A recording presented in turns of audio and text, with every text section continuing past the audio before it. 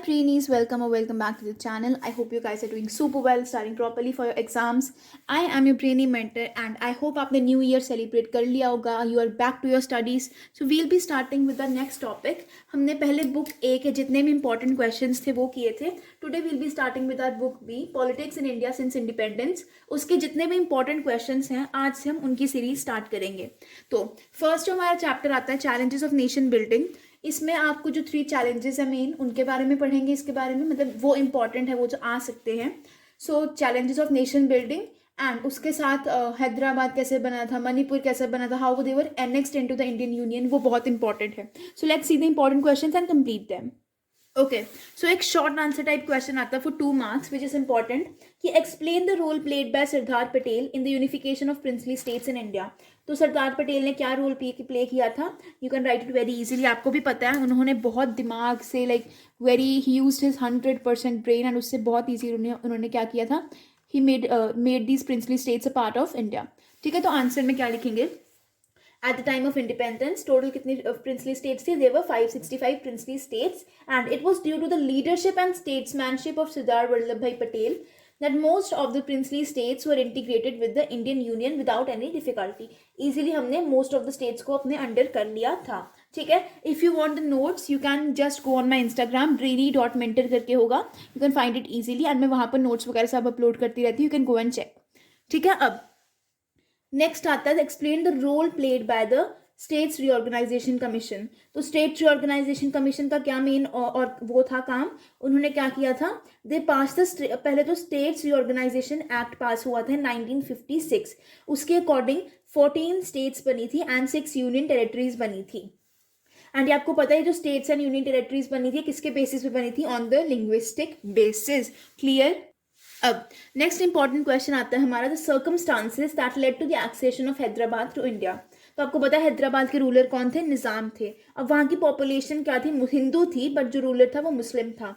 ठीक है. तो Hyderabad was the largest princely state and it was surrounded by Indian territory. ठीक है. पूरे आसपास क्या थी. इंडियन टेरेटरी थी. Its ruler was a Muslim but majority of the population was a Hindu. And ruler का टाइटल क्या था. Nizam. And he was one of the world's richest man.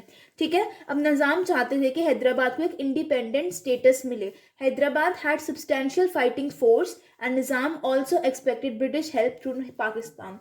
Hyderabad एक बहुत स्ट्रॉन्ग प्रिंसली स्टेट थी एंड वो चाहता था कि वो इंडिपेंडेंट ही रहे. वो ना तो पाकिस्तान के साथ जाए ना तो वो इंडिया के साथ जाए. ठीक है. But India was also determined to see its accession. India ने बोला नहीं कुछ भी हो जाए we have to annex Hyderabad.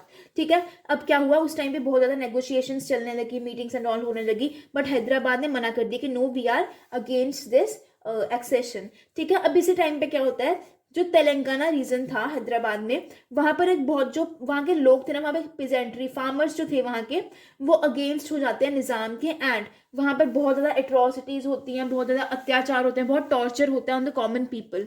और ये सब कौन करता है. रजाकर्स. रजाकर्स कौन थे. वो थे आर्मी मैन ऑफ द निज़ाम. यहाँ पर लिखा होगा स्पेलिंग्स रजबदार्स. रजाकर्स बोलते हैं इनको. ठीक है. फिर मैंने आपको बताया था एनसीईआरटी में भी वर्ड लिखा हुआ है. ठीक है.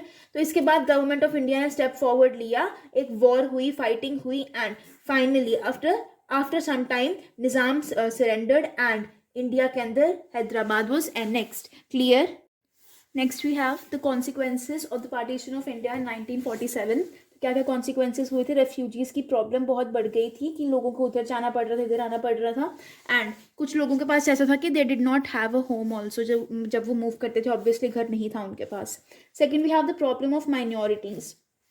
जो माइनॉरिटीज़ थी जैसे for example after independence after the partition India में भी 12% क्या थे. मुस्लिम्स थे. तो एक प्रॉब्लम थी माइनॉरिटीज़ की गवर्नमेंट ऑफ इंडिया के सामने कि they have to deal with the Muslims and other religious minorities also. ठीक है. अब next description of trading networks. Proper जो ट्रेडिंग नेटवर्क था सब खराब हो गया था. Links with the other country सब कुछ खराब हो गए थे. क्लियर. अब जो प्लानिंग वाला चैप्टर है उसमें आपको पता है सब जो ग्रीन रेवोल्यूशन वगैरह सब कुछ डिलीट हो गया. What you have to do is about the NITI Aayog. 2 marks का क्वेश्चन आएगा, ज़्यादा डिटेल में नहीं करना. You have to do its full form. क्या है. National institution for transforming India. ठीक है. ये याद रखना है. फिर ये बना कब था. दिस वॉज फॉर्म्ड ऑन 2005 में बनाया गया था, जनवरी 2005 में 15 में बनाया गया था। This you have to remember. इसके बाद आपको remember, you have to remember किसका चेयरपर्सन कौन है, तो कौन है, प्राइम मिनिस्टर चेयरपर्सन है, ठीक है। एंड वाइस चेयरपर्सन जो है वो कौन रिकमेंड करते हैं, वो प्राइम मिनिस्टर ही चूज करते हैं। इस टाइम पे कौन है, Suman Berry. You can write it down, SUMANBERRI, ठीक है। ऐसे करके यू कैन रिमेंबर एंड बहुत ईजी है। अभी देखो उस टाइम पे फर्स्ट जो थे वो थे Arvind Panagariya. This is not important. First जो हमारे you can say NITI Aayog के वाइस चेयरमैन थे वो अरविंद पनागरिया थे। And currently we have Suman Bery, ठीक है। ज़्यादा डिटेल नहीं, बस आपको इस चैप्टर में इतना ही करना है, क्योंकि ये चैप्टर सिर्फ 2 मार्क्स का ही आएगा और ज़्यादा कुछ नहीं आएगा। So that was it for today's video. I hope you like this video. If you did, don't forget to like, share and subscribe to the channel. You are a trainee mentor. Have a great day ahead.